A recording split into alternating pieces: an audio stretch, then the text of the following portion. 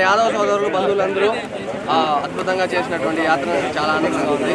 So మన యాదవుల్లో ఐక్యత బాగా పెంపొందించడానికి మరింత ప్రోగ్రామ్ చేసి ముందుకెళ్దామని శిక్షణ తరగతులకు అందరూ తిరుపతి రావాలని కోరుకుంటూ చేపట్టినటువంటి రెజాంగ్లా కలశ యాత్రని సూలూరుపేట యాదవులందరూ కూడా ఘనమైనటువంటి స్వాగతం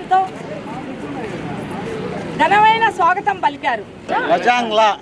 రజాంగ్ల కలశ యాత్రని ఇక్కడికి స్వాగతించి ఇక్కడి నుంచి మేము సాగనంపుతున్నాం కూడా.